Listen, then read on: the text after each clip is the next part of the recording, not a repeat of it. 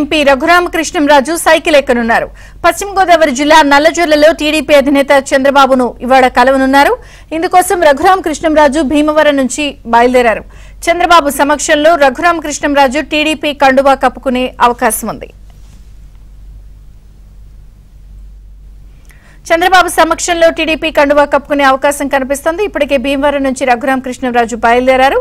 మరిన్ని వివరాలు మా ప్రతినిధి రాంబాబుని అడిగి తెలుసుకుందాం. రాంబాబు, విజయచంద్ర మనం చూస్తున్నాము. నర్సాపురం ఎంపీ విజయకృష్ణ రఘురామకృష్ణ సంబంధించి పొలిటికల్ లైఫ్ ఏ విధంగా ఉండబోతున్నది కొద్దిసేపట్లో క్లారిటీ రానుంది. ఆయన కొద్దిసేపట్లో చంద్రబాబు నాయుడు సమక్షంలో టీడీపీలో చేరనున్నారు.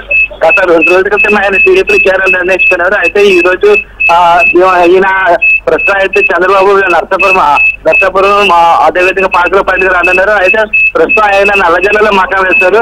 నల్లజర్లలో ఉన్న చంద్రబాబు నాయుడు దగ్గరికి రఘురామకృష్ణరాజు ఆయన అంజలి కాలంలో భీమవరం నుంచి బయలుదేరి వెళ్లారు. అయితే ప్రస్తుతం ఆయనతో సమావేశం అయిన తర్వాత రఘురామకృష్ణరాజు పార్టీలో చేరే అవకాశం ఉంది. అయితే ప్రస్తుతం అయితే ఆయన ఎంపీ టికెట్ ఇస్తారా, నా ఎమ్మెల్యే టికెట్ ఇస్తారా అనే దాంట్లో మాత్రం క్లారిటీ వచ్చే అవకాశం అయితే లేదు. ఎందుకంటే చంద్రబాబు నాయుడు 2 రోజుల నుంచి దీనికి సంబంధించి పూర్తి స్థాయిలో కసరత్తు చేస్తున్నారు.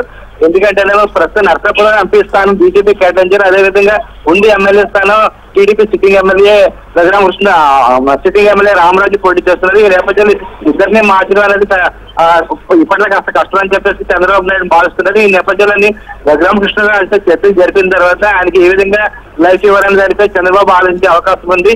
అంతేకాకుండా దీనికి సంబంధించి 2 రోజులు ఒక నిర్ణయం కూడా చెప్తామని చెప్పేసి ఇప్పటికే చంద్రబాబు నాయుడు రఘురామకృష్ణరాజుకి సూచన ప్రాయంగా చెప్పినట్టుగా మనకి సమాచారం ఉంది. ప్రస్తుతానికి అయితే పార్టీలో చేరండి, ఆ తర్వాత 2 రోజుల్లో మీ భవిష్యత్తు మీకు ఏ విధంగా న్యాయం చేయాలో ఆలోచిస్తామని చెప్పేసి చంద్రబాబు నాయుడు రఘురామకృష్ణరాజుతో అన్నట్లు మనకు చెప్తున్నారు. అయితే ప్రస్తుతానికి అయితే రఘురామకృష్ణరాజు టీడీపీ చేయడానికి ప్రధానంగా ఒక కారణం కనిపిస్తుంది. ఈ రోజు నర్సాపురం పాలకులలో చంద్రబాబు నాయుడు పర్యటిస్తున్నారు. ఆ తర్వాత రాత్రి పాలకులలో మకాం వేస్తారు. పాలకులలో ఈ రోజు రాత్రి పశ్చిమ గోదావరి జిల్లాకు సంబంధించిన అసెంబ్లీ అదేవిధంగా నర్సాపురం ఎంపీ అభ్యర్థితో ఆయన సమావేశం అవుతారు. ఈ సమావేశానికి రఘురామకృష్ణరాజు హాజరు కావాలంటే పార్టీ పరంగానే ఆహ్వానించాల్సి ఉంటుంది.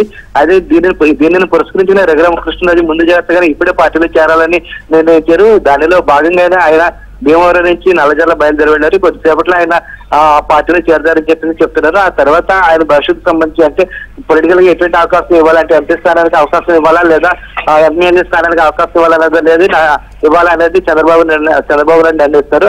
అయితే ఇక్కడ ఇంకో విశేషంగా మనం గమనించాలి. ప్రధానంగా ప్రస్తుతానికి అయితే నర్సాపురం ఎంపీ స్థానం లేదా ఉండి ఎమ్మెల్యే స్థానం రెండింటిలో ఖాళీ లేకపోతే రఘురామకృష్ణరాజు భవిష్యత్తులో రాజకీయంగా మంచి పదవి ఇచ్చే అవకాశం ఉంది.